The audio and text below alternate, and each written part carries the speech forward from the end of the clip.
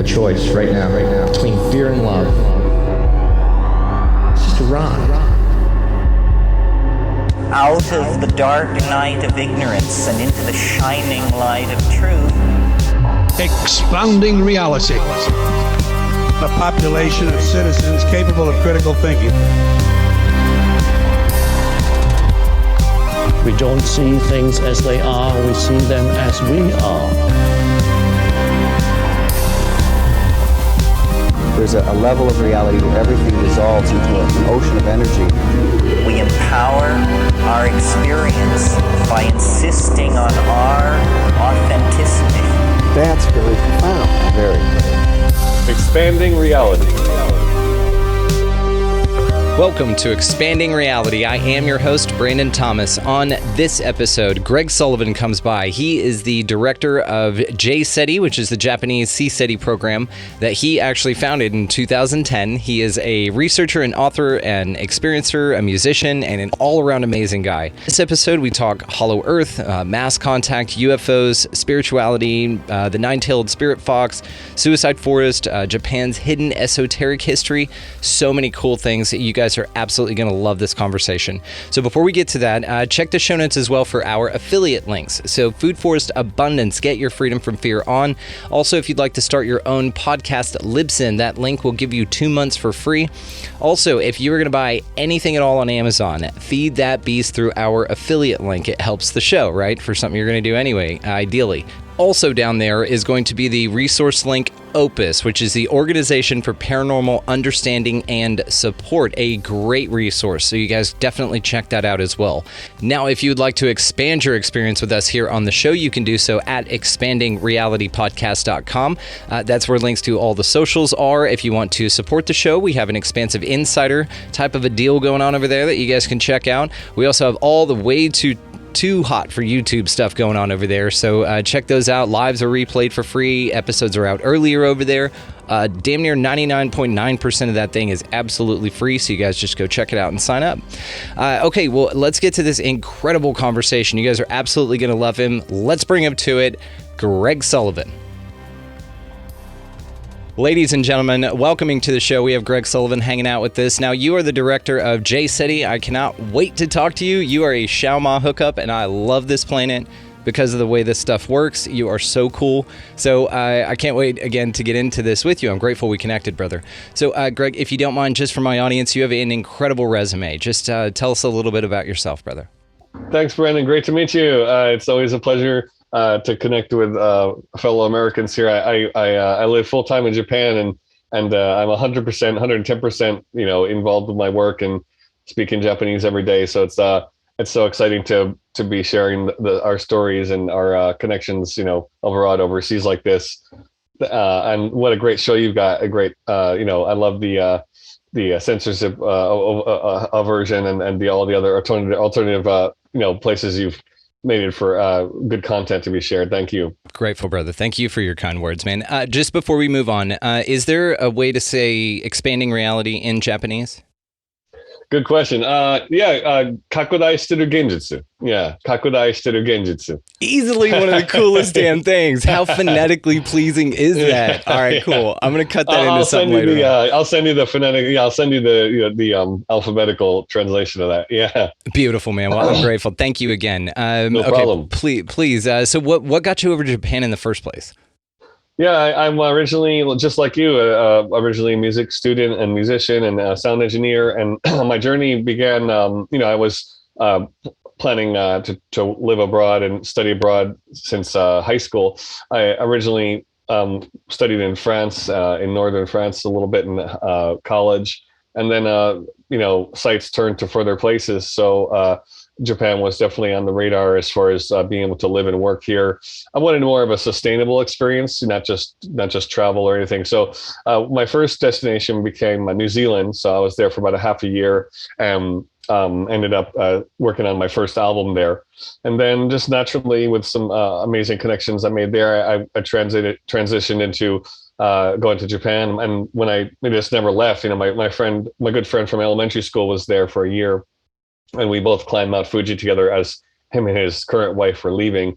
And so it all just blossomed from there. So I know it's a place I didn't have a lot of connections to in the early part of this life, but I know that a lot of people have come in, and I've confirmed big time now that I had a lot of past life connections here, and this whole journey has been really directed on the soul level for sure. God, this is interesting. Okay, so now we have to know, what was your immediate past life in Japan before the one you've got now? Well, that's the funny thing. It was regarding when I'm more into the ninjas, actually. I was a Nintendo Awesome. child, maybe as you were in the very first years of Nintendo. But the samurai warriors, they protected the kings and the local feudal leaders, as you might know. And so there's several famous battles in Japanese history, and one of the most famous was an incident where the two fighters met on a deserted island that was not far from the shores of Western Japan. So that's really the area I first landed, actually. And long story short is I had a couple psychics or people telling me, when I look at you, I see the chonmage, which is the long hair braid, and they're telling me, why am I hearing the word Ganyujima, this island, the Ganyu Island?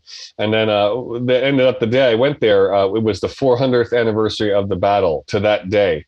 And so anyway, it turned out that I was the guy who got I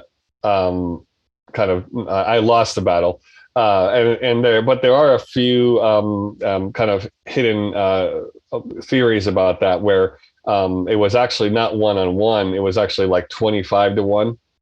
So I was one of the strongest fighters or samurai in Japanese history there, apparently. And so and anyway, yeah. So that sort of anchored my soul to that area, and kind of the message I got in the few after that years later was that because I had this sort of untimely death, or sort of like a death by conspiracy, if you might say, it was a trap, I've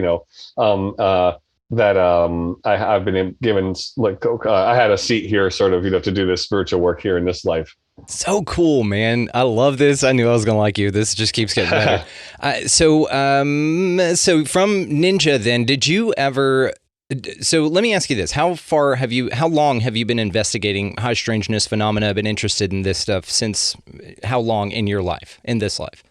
Oh, definitely a long time. It's ever since I was a young child interested in these kind of things. And I had a couple amazing kickoff incidents via two books. One of them was written by someone in my dad's office in New York, and it was an unpublished work at the time. He actually, I think, is in Texas doing. He does paranormal research. A guy called Ken Hudnall. And he wrote this amazing book called The Occult Connection. It was, I think, pretty ahead of its time.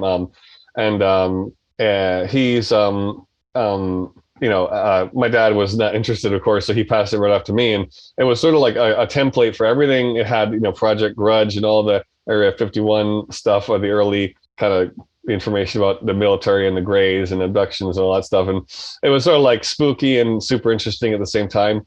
And then, he even got into, all the stuff that we hear about now with the deep state and all the anything and everything from entertainment to, secret societies, ancient histories. It was a whole, ran the gamut of all the subgenres that kind of tie in together. So that was one part of it. And then I actually went as far as contacting, they had a couple of numbers in there for the abductee groups who ended up, I now know were probably my lab victims, because they were right near the White Sands missile test range in New Mexico.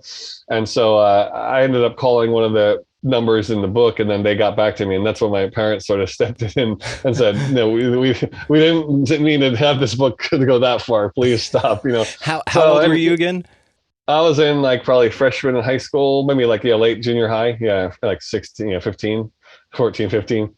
So I had a really interesting, and at the time I was, we were reading Tom Clancy, Red October, and then all those Patriot games and all those huge books. We were avid readers, my friends and I, as children. So I had that sort of disclosure background for a long, long time. And then what solidified it next was in a couple of years later, discovering the amazing classic by William Brownlee called The Gods of Eden.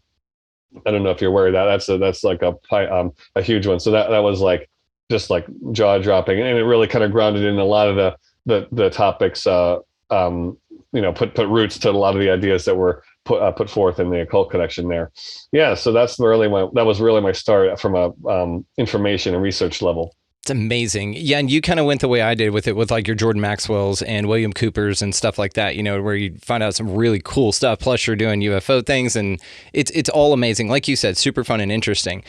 So whenever you were interested in the spiritual stuff and these esoteric concepts back in the US before you moved to Japan, did you ever have any inkling of like a calling toward Japan or any sort of past life, either psychic or remembrance or recall or anything like that while in the States at all? Like hindsight, kind of looking back? Yeah. Good question. I did have one thing, which was what they call the sound of the language, and people are surprised. Like, I didn't study it all. How did you pick up? That's a lot of things. A lot of people bring in skills and skills and gifts from past lives, and mine, 100% mine is the language of Japanese. I had no study at all, so I picked it up. I have a strong listening ear from being a sound engineer, and so the sound of it really the resonance and the tone of it, it sounds so cool. It sounded so cool to me, and that was in there again, the same time period, junior high school, early high school, where a local independent movie theater was bringing in a lot of Japanese anime films.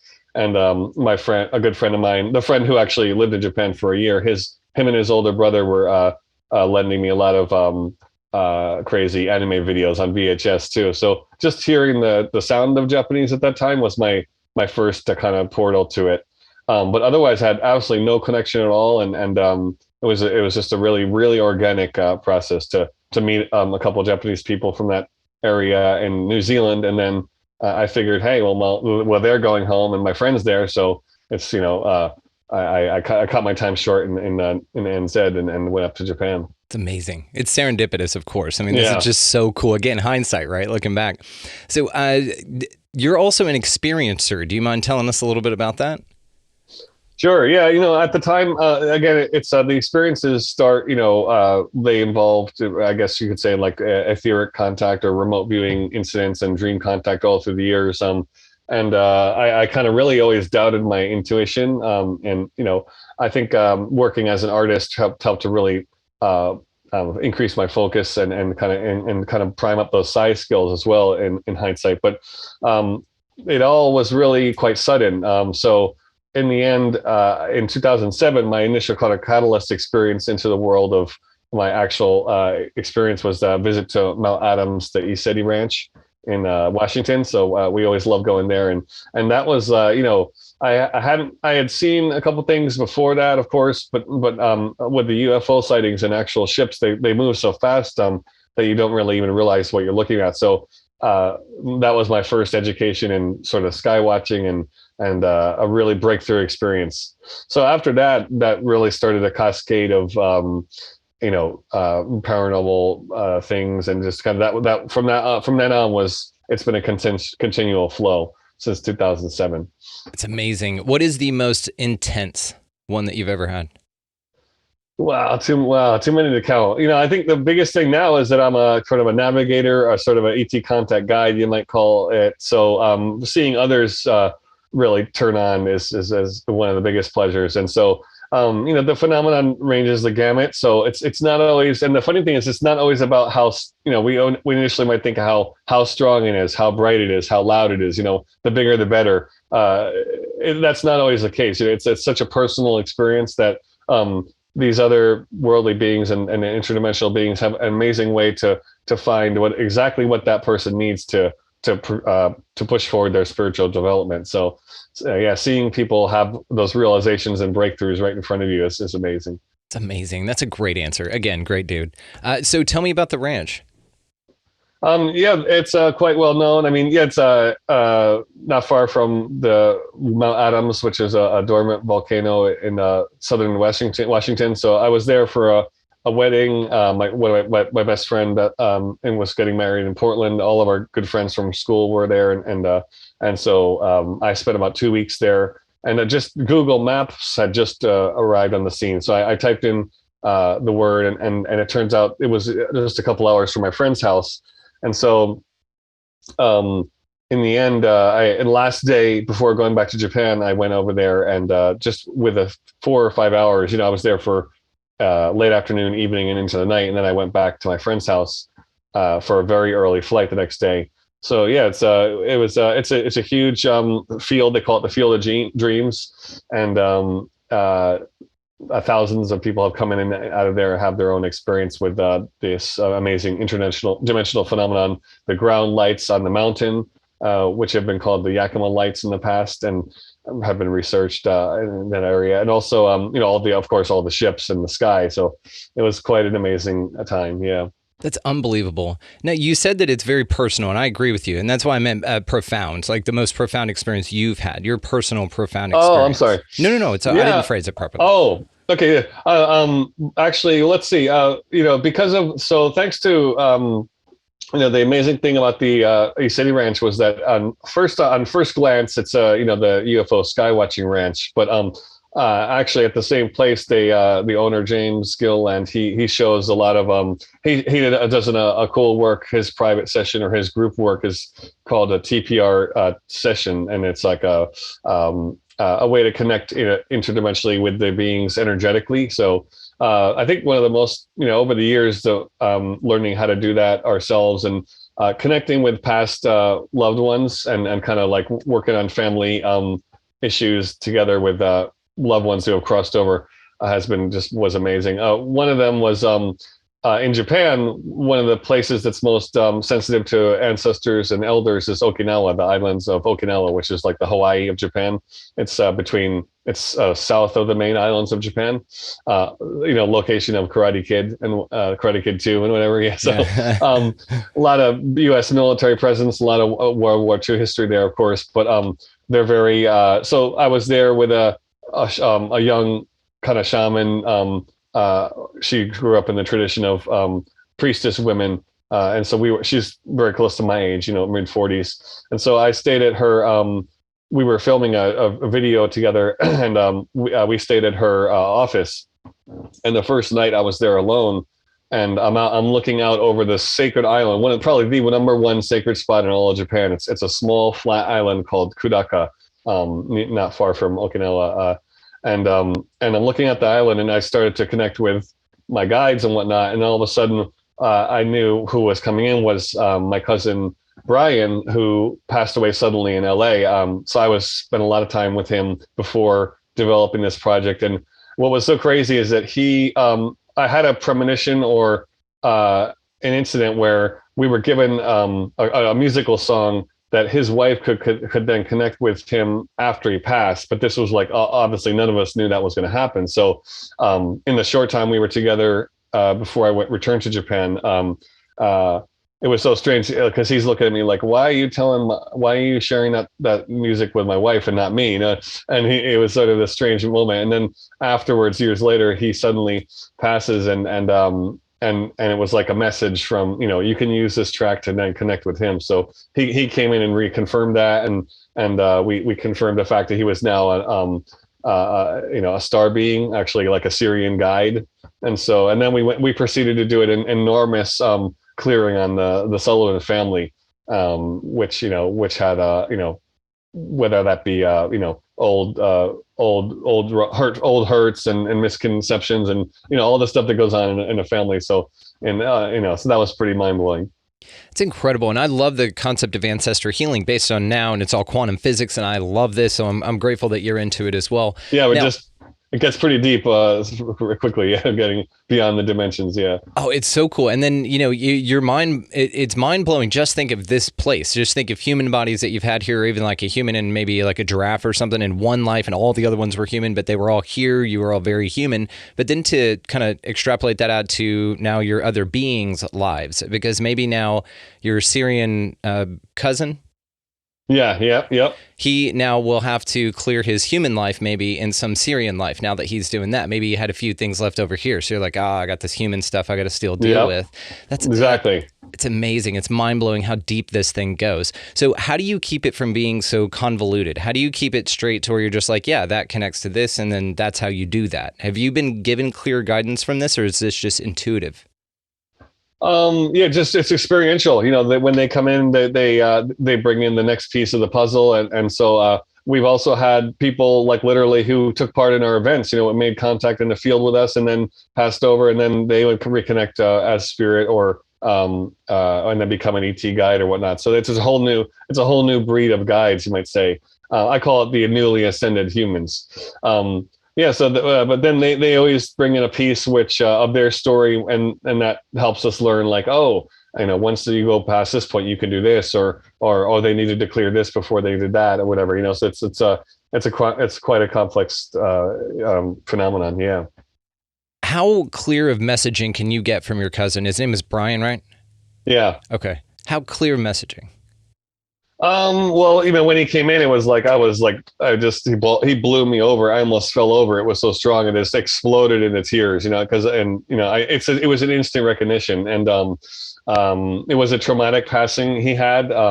That's a whole other story, but, basically, it's subtle impressions, and it's developing the ability to catch, hints and impressions it's a part of the side training, you might call it, is that you start to realize that you're always picking up, information from the outside world. So you kind of learn how to split the two streams, and you make you learn how to make your own conscious stream kind of neutral and flat, and bring that noise down, and then bring the signal, the signal to noise ratio we talk about in audio. So they're bringing up the signal of the guides and these other beings. So once we're strong and connected, they have an open channel, an open forum to share what they will. And, it was a natural flow for us to get into the clearing and the things that they have access to as from the ship or whatever. So it's a powerful, bringing in their technology. And so it goes beyond a personal support, like, I think they want to reach the most people they can at one time. So it was the right timing. He was brought forward by other beings, and then here and there they'll pop in life, memorable life moments, or when there's something that only they can do or whatnot. But they're pretty busy in their own right out in the other dimensions. So it's not like they come in every day. I'd say at the when it comes to a family member like that, it's really clear. The signal is really clear, and they're just so happy to reconnect, and they're telling you, I'm okay. Some of them have even gone into a second life. So within a span of a month or so, we've gone into, and then it's like, wait a minute, is this the same person? And it's like, no, I'm in a second life. I've gone from now male Syrian to female Pleiadian or something. It's like, oh my God, I didn't even think of that, because your guides would be transitioning as well while you're still alive. Like there'd be some overlap, maybe. Damn. Yeah. Damn, it's dude. pretty immense. It's pretty intense. Yeah. Yeah, and then I guess it would just be like a recognition. So the reason I was asking is because I'm just kind of curious about if going from human to Syrian star god, what does that look like? Like, is that have to do with what you do here, or is that just like, oh man, I got off the human ride and that was amazing, I'm going to go ride the Syrian star god now, and then you go to that line and then you ride that next?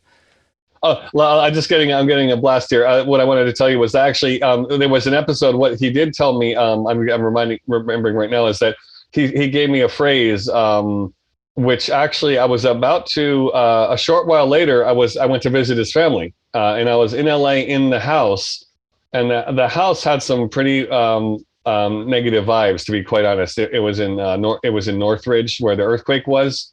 And I ended up finding out there were some pretty wiggy beings, and they would screw with me when I would stay there.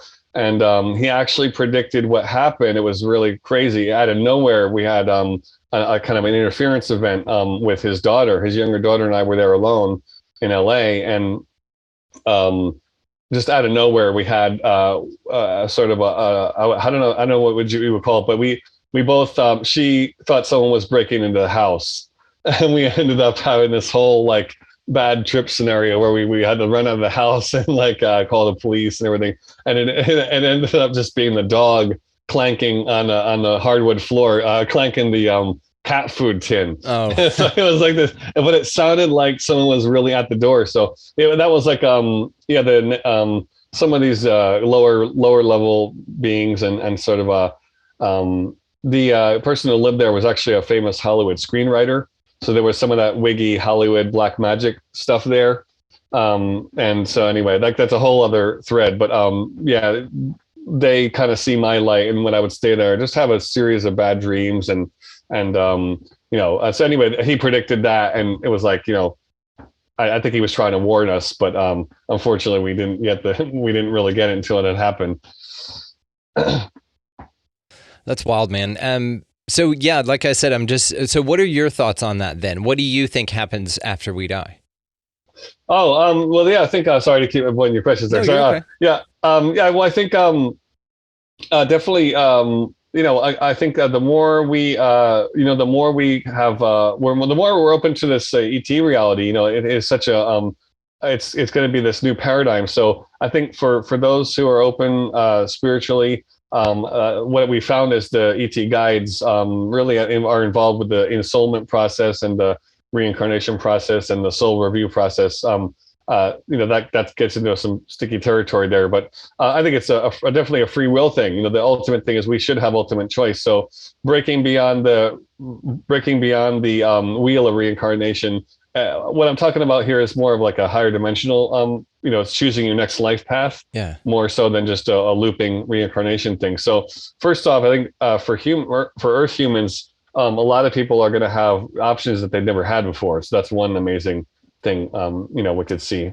going on. And then the other thing is the ability to have to release a lot more burden and kind of miasm, they might call it, and kind of built up karma in the ancestral line, because that's what tethers us down a lot of times. So I think going back through the Akashic field of the family and stuff is a huge piece. And then also a lot of people choose to stick around, either reincarnate as another starseed or reincarnate as another being around the Earth to help with this ongoing process. So it's such an exciting place in space right now here, So, but I think the old treadmill of coming right back into this sort of one rail life path is over. So thank goodness. Yeah.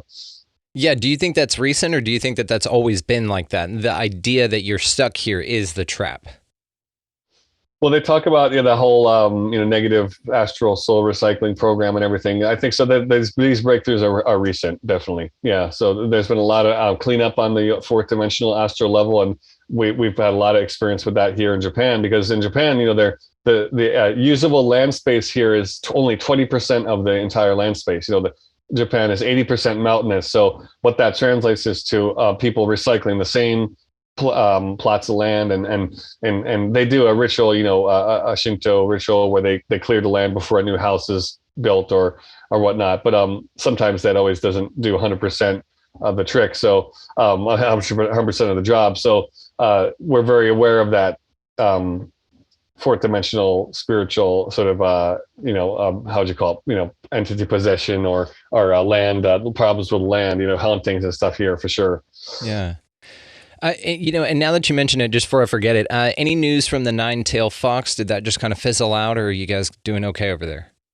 What's that? The spirit of the nine-tailed fox, remember the rock that broke open? And then the nine-tailed fox came out. It was like 1,000-year-old rock that just broke in Japan.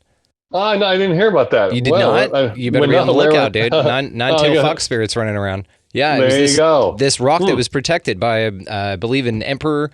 I'm telling you something about Japan. I love this. I love this place. I like that. Yeah, I love that. And there's just like a rock that was there, and it was all memorialized and everything. It had like a little plaque, and allegedly the story goes that like this evil demon was trapped in there by an emperor, and then he would kill the next emperor whenever it opened or something like that. So it's trapped. It was trapped in this rock, but it just split open like this year. Amazing. Earlier. Yeah. Oh, I'll have to check that out. Yeah. There's a lot of stories about that with the beings being put into a trap or underground and stuff. Yeah. That's an issue here. Yeah, interesting. Well, the one we did have was that being a large boulder tumbled from a cliff in Okinawa there, and on an island we often have amazing contact on called Ishigaki. So that's they talk about the mythological spirits of the islands, and that was a huge sign for the local people. And really the energy did shift. Our friends and our collaborators who lived there really experienced a positive shift once that happened too. From the boulder rolling down? Yeah, it was like a 20-ton boulder that fell off a cliff, and it changed the shape of this. The mountain itself was supposedly a woman related to a male being on a nearby island, and they were mythologically lovers and stuff. And so she was able to go back to the place she belonged, and people interpreted that, to mean that. I Yeah, love that kind of stuff. This is the thing I Yeah. love about things like this. How cool is that? Even if it's not true, whatever. I mean, it's way cooler than just some rock fell off thing. No, now her spirit's free, and now we're all better for it. That's Yeah. awesome to me. Yeah, totally. So in my mind, though, too, this rock I don't think was that big, and if it had that dangerous spirit in it, I don't know what the deal is with relocation, but you take it and you drop it in the ocean somewhere. You don't just leave it out in the open with a plaque. Not only that, people would come to this thing and see it. So you're just asking for trouble in my mind. That's all I'm saying. Yeah, that's a really good one. They call that the Tatari spirits, and they're spirits of vengeance and spirits of revenge. And it also ties into the post-war GHQ. General MacArthur was here, and there's a lot of researchers who talk about the fact that Americans strategically moved the ley lines because the Shinto shrines often create ley lines and grids. So Americans were aware of that, and then some researchers claim that important power sites were changed or altered or moved on purpose, to kind of break down the energy grid here as more of a post-war effort to change society here. So that's been going on for a long time, though. That's not original to GHQ at all. So they also call it this. Some people talk about the Fusui Wars, which is like even presidents of large companies and architects in Japan have done that in Tokyo, where it's like the first thing is that governments build their sites on power sites, and we've often been to many amazing large castles and ancient government sites, which are just super energized and really natural power sites on the ley line grid. And then other people will they'll build something in the way of that to block that flow. So the ancient people have always known about that. One element of it is called Onmyoji, and the city of Kyoto is built on a kind of like a checker grid. So that's been a part of the ancient Asian tradition here for centuries and millennia. So that's some interesting. Right now, I just happen to be in Ginza in Tokyo, and the famous Kabuki theater is right over here, 1 block away from me. And a lot of people say that the energy of that changed when they built this huge building right behind it. It's a high rise. It's the offices of the Kabuki theater, and they said that was like a no-no as far as the Feng Shui, the Feng Shui element. Yeah. It's called Fusui in Japanese. So there's always, people are quite aware of that here for sure. Does it still mean wind and water? Yes. Yep. Okay. Very cool. Yeah. So it's the exact same kanji characters. Yeah. And what is it? That's one more time? Chinese.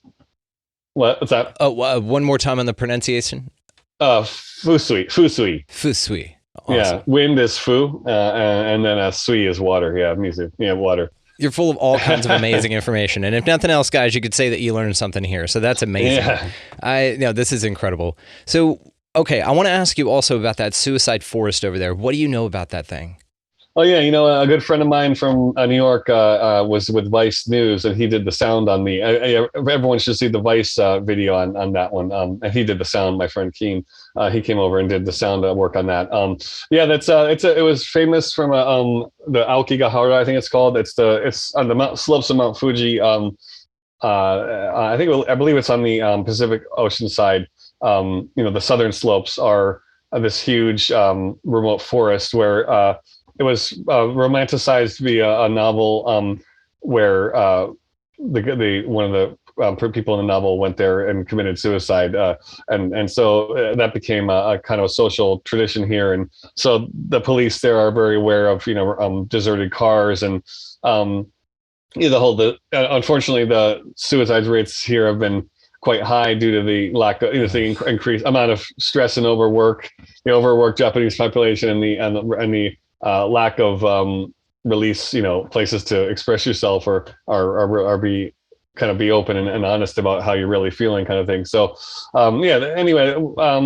that's it's still an issue, but I think with all the increased security and surveillance, that it's harder to go there and do that now. But we haven't.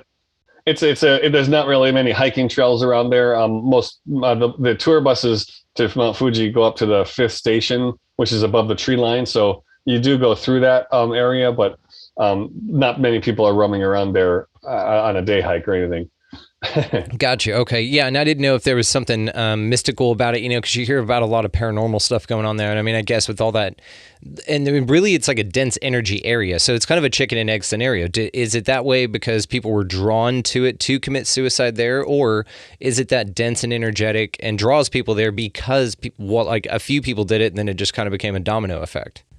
Yeah, I think it's more of a domino effect. There's nothing, the area itself is actually quite high vibe, and that's an interesting phenomenon, because it's an interesting question, because we've done our contact work. We do contact retreats, and we've done we've done it in every prefecture in Japan right now over the last 10 years. So you really get to know the difference between areas that have had like ancient battles, or and what I found is that when you're near the volcanoes seem to have this it's almost like a desert in a non-desert environment. It's what we found is that a lot of ghosts and paranormal activities require humidity.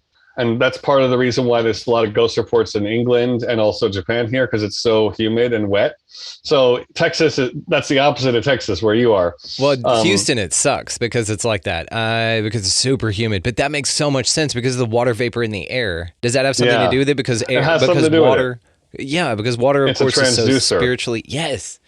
Damn. Yeah. So when the volcanoes seem to have, they're very dry. They're a lot drier than other places in the lowlands or on the coast. So what I found is that astrally, volcanoes are normally less built. They're less. The ability to haunt them, or the ability for disincarnates to be to stay there is harder for them to do, or it's just a naturally more difficult environment.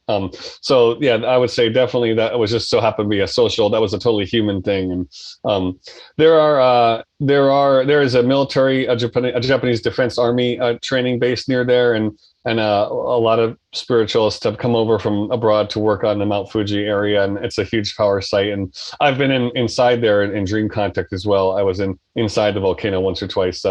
Yeah, and then a friend of mine from Hopi, Ruben, he's from the water tribe of Hopi in the Second Mesa, and he comes over here once a year, and he showed me, and he told me an amazing story where when he climbed up, the goddess of Mount Fuji is what's called Konosaki Hime, and she's a female spirit, and she welcomed him, and he actually was able to take a picture of the of her kind of energy in this orb. So he took a nap on the crater rim when they got to the top. He kind of laid down and took a short cat nap, and he went into a dream state, like a trance state, where he saw this beautiful long black-haired princess in the kimono and everything. And so the spirit of Mount Fuji welcomed him, and for the work he was going to be doing in Japan. Yeah. That's a cool thing to have on your resume. Yeah. I like that a lot, man. And then he woke up and took a picture of the crater, and there was this like giant blue orb right in front of the camera. So she appeared in an orb form too. Yeah. How cool is that? When you went in your dream state, what was inside the volcano? I saw the giant, the kind of black rock, magma rocks, or just a huge open space. And I could see the slope, because it's a very beautiful, smooth slope to the entire mountain when you're climbing. So it was sort of like the external slopes, all inverted inside, but yeah. Like the pitch on the inside of a roof? Yeah. Yes. That's pretty cool. Awesome. Yeah. Well, was there like a city in there? Were there like beings and stuff hanging out? Woolly mammoths and No, shit? I didn't have a lot of memory. No, I didn't have a lot of memory, but yeah, it's just, I remember just being in there and I was doing something. So yeah, that's as far as I got, but. That's awesome. What do you think about the Hollow Earth? Yeah, definitely. Yeah, definitely. I think that's, we've had experiences where, a lot of the ships and we experience in Japan are coming from inside the Earth. So they're definitely, from the very get-go of my experience there at Mount Adams, was seeing the ground lights, and Mount Adams is a huge stargate, and the ships coming in and out of the mountain. So that idea was, I met that, got familiar with that idea since 2007 or so. And then we had a ton of experience right from the get-go with lights coming out from the ocean and from inside of mountains and everything. So yeah, that's a really big piece to it. Man, that's cool. I love the Hollow Earth stuff, man. That's fascinating to me. So, Yeah. what about, have you ever seen any UFOs around volcanoes? Because I know that there is a connection. Good buddy Darcy Weir made a movie about it. It's an awesome documentary about volcanoes and UFOs. So I'll have to see that. Yeah. Oh, it's very cool. I think Amazon Prime. Yeah, very cool. And Okay. great dude. Darcy's awesome. What's the title of that? UFOs and volcanoes. Okay. Or the yeah, inverse, enough. volcanoes and UFOs, one of those two. Put those words in any order and Okay. Darcy Weir, and it'll pop up. But there is this connection with UFOs and volcanoes, and a lot of times active-ass volcanoes where they're spewing magma and lava, and then a UFO pops out. And we know that that's not tremendously exciting for them because they can do any of that stuff, but it's still pretty cool. It kind of rules the heat test out, visually for us. Yeah. Yes. What do you think about that? Yeah, for sure. One of the places when I first landed in Japan was Western Japan, the island of Kyushu, and that's extremely actively volcanic. Nagasaki Prefecture has one that erupted called Unzen, and that was featured in Werner Herzog's Netflix documentary. That was an amazing one. I forget the name of that one, but that came out 2 years ago, 2 or 3 years ago. Amazing filming. And the two volcanic premier researchers, the couple passed in that one. They got too close to the flow, and they were a part of the maybe 16 people or so that were victimized in that eruption. And then also the Aso. The largest caldera on Earth is the Aso Kuju National Park. That's also in the center of the island of Kyushu. And also we've got the one that most people in the West know, Sakurajima. That was the one in about 2011 where you had the video from the Japanese government where a lot of the ships were coming in and out. Yes. Yeah. So that we spent a lot of time down there, and it's right next to the city. So just the power, I felt it going, the power increasing over the years. And so it's we've had a lot of experience with that for sure. The big one that tied into that was that I had a premonition of the Kumamoto earthquake. The second largest earthquake after 3/11 Fukushima was the Kumamoto earthquake in 2016, I believe, 2016 or 17, and that one was we had a lot of ships and activity before the earthquake in that Aso National Park. Tons of ground lights. They were coming up from inside of the Earth, and what we gathered was that they were preparing and kind of holding down the earthquake for the right time. And actually, scientists were baffled because the way the ground slid, and it created these waves in directions that were totally different from the actual quake itself. So there were some scientific anomalies there too. So we definitely get into the fact that the ships are not only inside the Earth, but they're also helping, with controlling the flow of magma and holding down calamity so it's not too damaging. Damn. So in that case, then it would seem like they care and that they want, to minimize, I don't know, disaster if they can. But it also seems like if they're able to do that, they should, one might argue that they could avert any disaster. Why let them happen in the first place? How do they pick and choose? Yeah, that's a good point. So, I mean, that most of it is on a global scale, a tectonic level, as far as the whole Earth. Not only protecting humans, but it's just helping the Earth in her process of her evolution. But then on the other hand, the people have just wondered, like, why didn't they step in on Hiroshima and Nagasaki and things like that. Right now, though, we have one situation where I don't know if you're aware that Tokyo is overdue for a magnitude 10 class quake. And Tokyo is the largest populated city on Earth. So that is one that we're definitely getting the message that they're holding back on. I've moved back to Tokyo from Western Japan in the last couple of years and really felt the taste of the earthquakes here. They've been on an uptick lately. And so the topic is always in the back of people's minds here. Mount Fuji eruption and the big one in Tokyo, the big earthquake in Tokyo. So those are two that are definitely not going to happen. We've gotten a very, very strong message, and it's obvious that most of the quakes in the last couple of years have been in the middle of the night, where all the trains are stopped, people are at their calm. The society is asleep, So kind of like it has to release, but they can control the release to where it does minimal effect. Yep. Yes, That's exactly. And they spread them out in the very general vicinity. So yeah, this weekend I'm actually going up to Fukushima to interview the new UFO Research Museum, the owner of that, and so we've got that whole Fukushima Tokyo connection. So the fact that the huge earthquake occurred in Fukushima was actually a blessing compared to how much damage it would have caused if it had been in Tokyo. Because if you look at the historical record, the major Tokyo earthquakes have been right in the city. I mean, they're right in the city. I'm talking like if it was Manhattan, Times Square style, direct hit. So that would cause such chaos and damage. The country would basically stop, and the amount of collateral damage would just really be incalculable. So that's one we've gotten the message that they're definitely not going to let happen.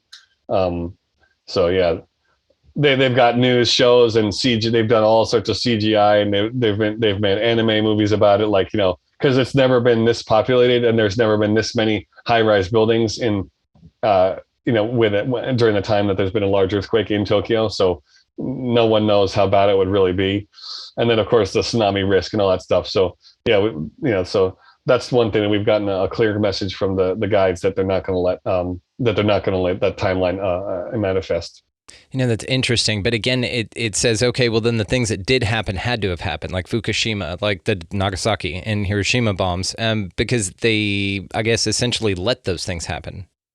Yeah. Well, there's sort of like a ratio of how much life would actually be affected or damaged. I mean, it's hard to imagine from our point of view, but like to put a quality marker on that as far as numbers go. But I wouldn't say that anything like that for sure. But it's they have their reasons, and in the total ascension,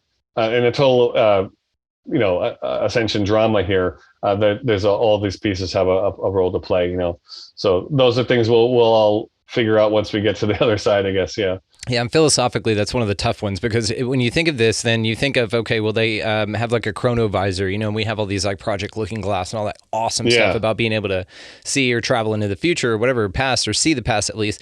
So if they have something like this and the technology to be able to manipulate it, then perhaps they can, extrapolate out of time. Okay, well, if this Fukushima thing happens, this is how much damage will be caused over how much time and people and whatever. But if it doesn't occur, then this happens, and it's like way worse, dude. So we're just going to let this thing happen. So it's timelines. Yep. Yeah, it is. And so that's kind of one of the things with like the hard questions, like Hitler. Like, why didn't they just stop Hitler? If you can time travel, why didn't you stop Hitler? And the answer is, if time travel is real and you can do it, then whatever you stopped by letting Hitler continue to be Hitler, and then stopping him when he did whatever he did, was far worse than whatever Hitler did. Yeah. It's that weird thing. You just don't know, Yeah, that's that's really getting into the ET perspective, where they're checking out different timelines and potentials. Yeah, for sure.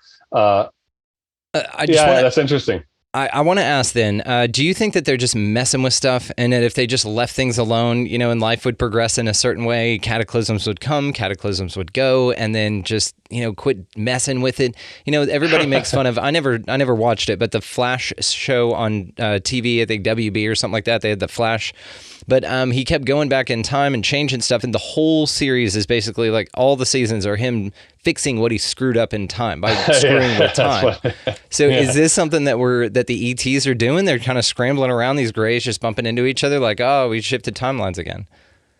Yeah, that's a good question. Well, first off, I wanted to say that I worked quite. I often talk about that in my Japanese lectures and stuff, and offer that perspective, because people have a tendency to especially now with the whole underground base wars and that all that stuff, the people always have a tendency to now spin things into conspiracy, and we have amazing video proof from that Kumamoto area. That was something I experienced directly, and we had a whole lead up to that earthquake, and people will simply fall into the there was a high radiation level at the military base there in the days before, so this was a man-made earthquake. So the man-made earthquake theory takes precedence, and then I've been trying to show people, well, look, there's a larger picture, there's a larger piece to this.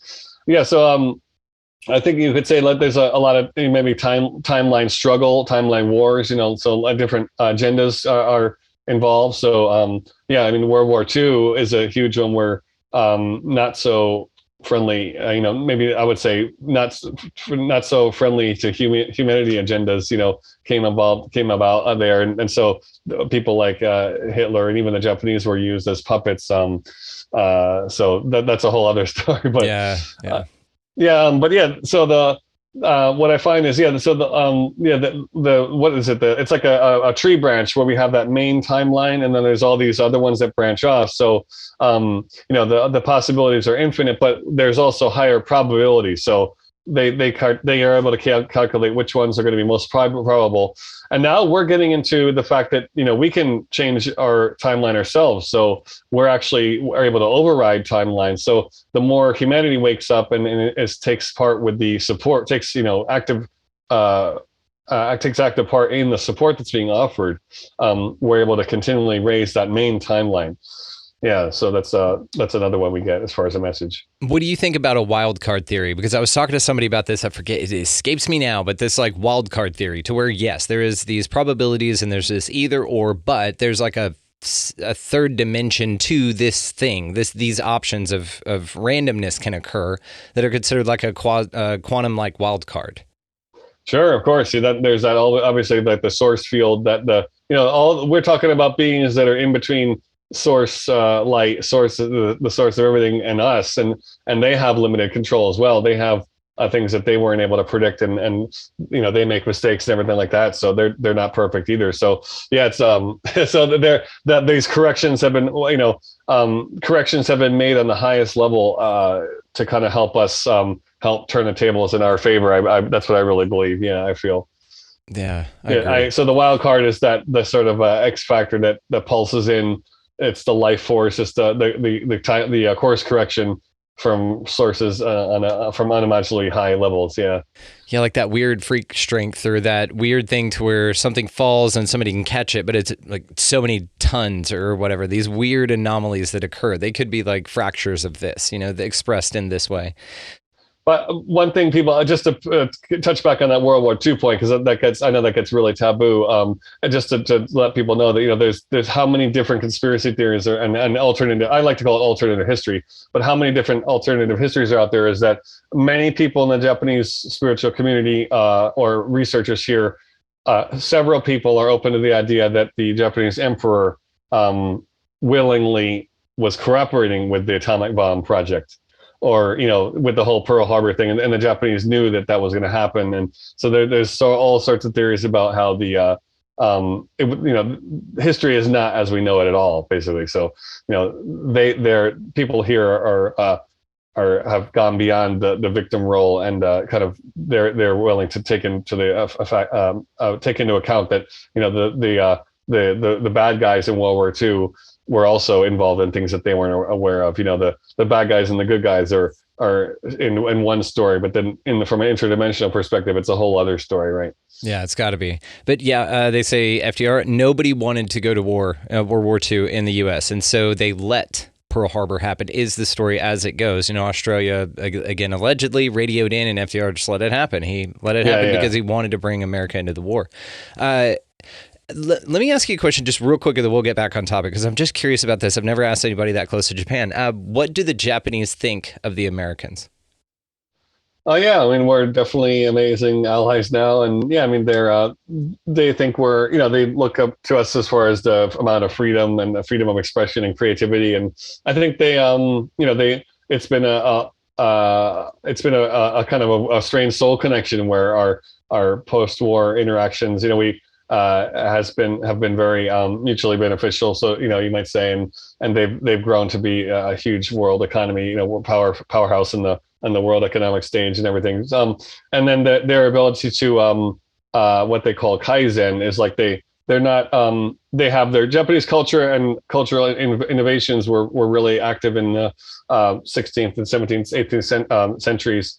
But now they kind of they fine tune Western inventions. That's as we've seen with electronics and automobiles and things like that. So we're the creators, and then they refine it. So it's an interesting relationship, like the bicyclist, the bike maker, and then the pro cyclist. It's sort of an interesting marriage of skills. Yeah.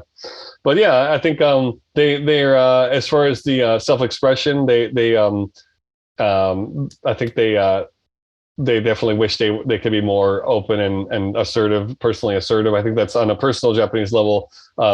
Most people hold themselves back. They're very restrained, and humble is one word, but then restrained is more accurate. I think I think once they go abroad, a different part of them is able to be. The beast can roar, a different part of them is able to be expressed. So yeah, Japanese people who have lived abroad or studied abroad have a much more relaxed take on life. It's great to see all different people from all different walks of life here. Yeah, they have a broader view of life. So yeah. I'm going to say 2 words. I'm going to let you run on it. Okay. Mass contact. Okay, wow, there you go. So what we've over the last 10 years, JCETI, our main efforts have been with the CE5 contact movement and doing direct field work in the in power sites and all sorts of places in nature in Japan. So we've had over the years over 6,000 or so visitors and participants to our events. So I like to say the words mass contact because we're doing that as a group, and the resonance of this field effect of conscious awakening is super prevalent here. I think it's mass contact for me means the population here is the amount of people who can gather under this topic is pretty impressive. So that spreads, and then they share it with their friends, and so we're heading towards mass contact globally is what that means for me as well. So the Japan here is for me in a way a template for what can be possible in other countries and coming out. It only takes a few seconds of a sighting, or it only takes a few seconds of interacting with this interdimensional ET phenomenon to really deeply awaken and realize what's at stake as well. Awesome, man. Great. Again, well articulated. Thank you. Yeah. I am curious to say, I know that you have had contact, you have intuitions on this. Do you think that you have it pretty figured out as far as what the extraterrestrial phenomena is? Let me continue. That's your question. Actually, the second piece is going to come in.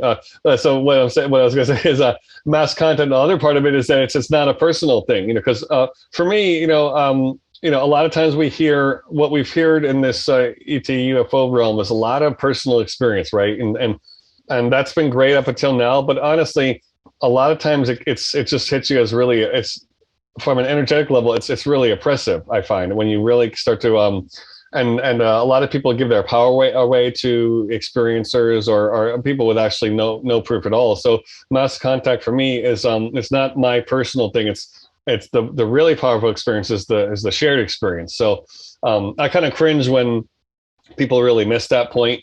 And so we're saying the contact, what I want to say is the contact we're providing, or this open group contact, is what that provides is an out.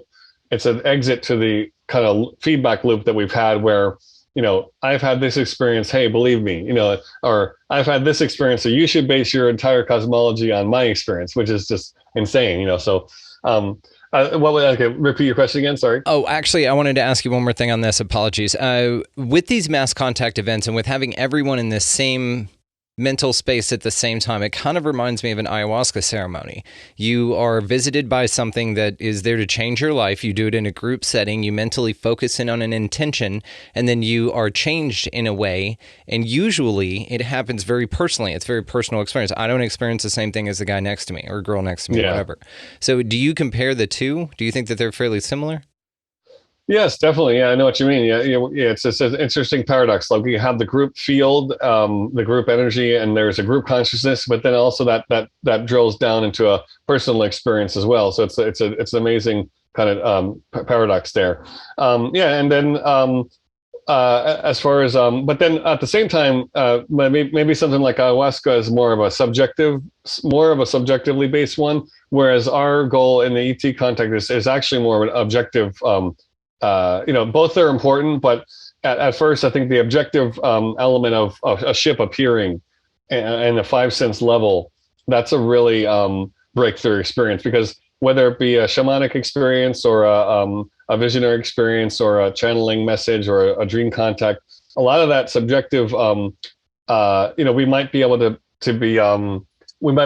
be assured and sure of it ourselves, but it's hard to share that with others, right? So the objective experience is amazing and unique because it's undeniable, and it's 5 cents, it's provable, we can film it, and that can be then shared with others. So I think both are super important, and the actual objective and subjective, they're tied together in an infinite. We got a symbol 2 years ago, the infinity mark, because even with CE5, it's the internal meditation and remote viewing, and the protocols involve deep introspection, and then it ends up translating in externally visible phenomenon, whether that be transceivers and walkie-talkies bleeping, and then the ships that appear in the sky visually. So it's what we got this amazing message from during a contact event over a long weekend was that the infinite mark, the figure 8, the Mabius mark, is the infinite connection of the internal world and the external world. Yeah, the as above, so below thing, like the torus field. Yeah. Yeah, they're threaded together. Yeah. Man, this man, when you get philosophical with this stuff, and I love talking about this, you talk about how like the earth is actually this torus field, right? It's not round, it's not flat, it's not any of that. From your perception, it's whatever you want, but it constantly recycles in on itself and then carrying the energy back into itself and then back in to create itself anew. And I love this kind of concept, man. This type of stuff, and especially when you think of this as like a fractal universe where, let's say that the concept of like a hollow earth, okay? So you have a ball, it's hollow on the middle of that. But what if even that, we're on the inside of something else, like a hollow earth, and then they're on the inside of something else. And so it's this fractal thing. But where it gets even trippier is if each of those dimensions is the same thing. It's just different things going on in them, like this infinite out, but it's just you the whole damn time. Right. You're just looking at like the back of your head looking out at you. Yeah, it's crazy. Yeah. It's wild, man. Yeah. No, so I wanted to ask those because you have had contact and you've got an intuitive contact. Do you think that you have a handle on kind of what this thing is? You have, as much as you could, do you think you have a pretty good line on, okay, I know it's not this, it's probably more likely that? Yeah, definitely. It's been a very slow, I've been really severe. My kind of process of self-checking and self-doubt has been really intense. I definitely never wanted to ever, share anything that I didn't experience personally or wasn't really, really sure of. So everything I talk about is based on experience and has been checked and double checked, triple checked. So, and the fact that our research is through these events where other people are there. So it's just not my personal subjective experience only, So, but through that, we've had the repeatability, and the repeatable cycles of how these sort of missions come in and projects for each year, the different things we've been asked to do and been guided to do. So I get in the end is that after the first couple of years of this contact work, I really got the definite message and was sure that this is part of this larger quote unquote ascension process. And, Japan is playing a big role in that. So, it's been full on since we've started. So, even during the lockdowns and on the last couple of years, we've been doing all of this media, TV appearances, and it's been really chock-a-block. But I think that Japan's been playing a role in that energetically big time, and so it's exciting to be on the front edge of this. I call it the front end lines of ascension. Yeah. So agreed. Yeah. So, but yeah, basically, shows like yours are right there, and I think we're really transitioning into this mass awakening. So all the pieces and all the keywords we've known up until now have been kind of creating a stage for the actual real performance to occur on. So now where all the stars are aligning and the spotlights are on. So now it's going to be really, I think from 2022 on, it's going to be even more amazing. Man, you get me fired up, dude. I share your enthusiasm and your optimism. I'm a chronic optimist on this as well. And so I again share the hell out of this with you. I think we're just getting started. And if you look at this like a play, like Dolores Cannon's, and this idea has been around for a long time, like this is a play and we're just actors, but waking up is you realizing you're the actor, not the character you've been playing. And everybody else is playing these characters. A lot of people are. But that's what this is. And it's like this has just been a practice. They're like, okay, wake up, everybody. That's what the awakening is. All right, now take what you've learned so far and we're going to move into this next thing and go. And it just like starts now. So I'm with you on this. Again, man, you get me fired up, Greg. I love this. Yeah, there's a lot of doom and gloom out there. And you know, people, as they wake up, you know, there's a lot of traps and kind of dead ends and all that stuff. So it's you know, really staying centered and grounded and true to your own signal. Like I like to call it the home tone, you know, true to your own source of life force and your own source of inspiration. So for me, that's what, you know, music has always been an unwavering, you know, sorts of a beacon for me, you know, over the years too. So yeah, people should stay tuned to their own, the sound, the music of their own spirit and don't get swayed by the kind of intense media barrage and the weaponization of a lot of these agendas has been just mind-blowing the last couple of years. So trying to avoid those pitfalls is another part of this as well. Yeah. ET home tone. I love it. You know, that's a Mandela effect. Have you heard that? Yeah. Yep. Which one do you remember? The Mandela, which one? The home tone? Yeah. ET. Did he say ET phone home or ET home phone? ET phone home. Right. Yeah. Never happened. You're from my dimension. Good deal. All right. I had a woman who had one of those speaking spells, and the guides would use it. Her guides would use that to communicate with her. So even with the power off, I had video of it. She would ask it a question, and they would answer, and it would beep in response. It was amazing. God, that's cool. How cool is that? Speak and spell. That's amazing. All right. I like the medium. That's fun. Rather than like a Casio or something like that. Or Bumblebee. Right? The Transformer who speaks through the radio. I dig it. Yes. All right. Well, before I turn you loose, man, and this has been amazing. All the ways, of course, to find you will be located down in the show notes, guys. So make sure that you check them out. Of course, dude. You're welcome any damn time. Let's just touch on a little bit of Japan's esoteric hidden history. Yeah. Wow. Well, that's a whole other topic we'd love to get into next time. So we've got, a lot of the language barrier is so intense here. And what I found was that, when 2012 was happening, the Japanese were really talking a lot about this esoteric tradition or a series of automatic writings that was received by a Shinto priest in the late 40s, early 50s called Hifumi Shinji, Hifumi, which is the 1, 2, 3 writings it's called.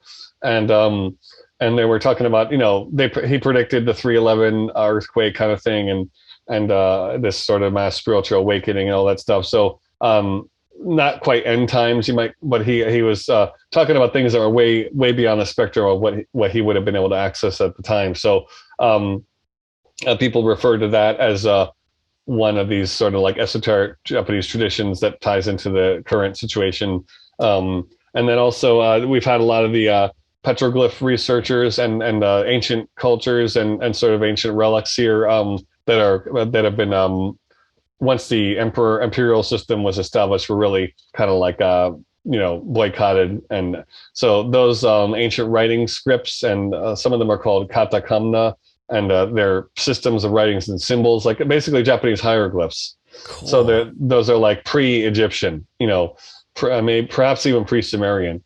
So there's a lot of researchers here working with those texts and everything. So I hope to be able to share those with the English-speaking world in the future. Yeah.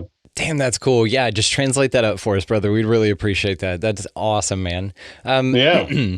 Well, of course, Greg, thank you so much, dude. We will have you back on to do the Japanese hidden esoteric history. I can't wait for that one. I've got a couple buddies, actually. We'll do a group chat on that. That'll be cool. Yes. Definitely, Brendan. Thank you so much. It was really fun today.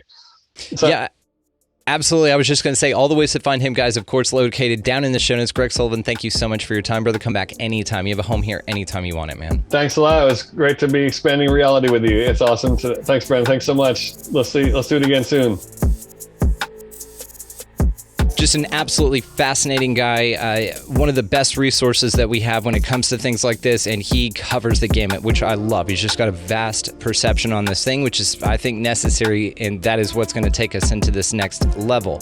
So Greg Sullivan, all the ways to find him, guys, are located down in the show notes. Make sure that you check him out. Also down there is going to be our affiliate links, Food Forest Abundance, Get Your Freedom from Fear on. If you want to start your podcast, you might as well start out with 2 months free. Use who I host through, which is Libsyn. That link is down there as well. If you were going to buy any damn thing at all on Amazon, go ahead and feed that beast through our link. It helps the show. It is down there. Also, a resource link for you guys to check out if you've had any paranormal encounters, any abduction type phenomena, anything strange that you think that you just want to talk to and report and maybe get with a community on, check out the resource link, Opus, which is the Organization for Paranormal Understanding and Support. Check that thing out, guys. Absolutely amazing. Also, if you guys want to expand your experience with us here on the show, you can do so at expandingrealitypodcast.com. That's going to be links for all the socials. Merchandise is over there. We do the live replays over there if you don't catch them live. Also, you can become an expansive insider. It's a great way to support the show, and that's how you do that. So let's go out into this amazing world, guys, collectively, and let's just all pledge to each other that the next time that we're faced with anything in life, good, bad, whatever, however you want to perceive it, you take it as an opportunity to be a greater, grander version of yourself every time, and just watch the magic happen. While you're doing all that, of course, pick up a piece of litter if you don't mind. Buy somebody around a coffee or a meal in line around you, something like that. Something small, but it goes a long way, right? Also, get out of the left-hand lane. It's a big pain in the ass for you driving in the left-hand lane. You got somebody behind you wanting to pass, so just move on over. That helps with the vibe, of course. Out of everything else, guys, go out into this beautiful place, whatever the hell this thing is, and y'all just be good to one another. Thank you so much for listening. We'll see you next time.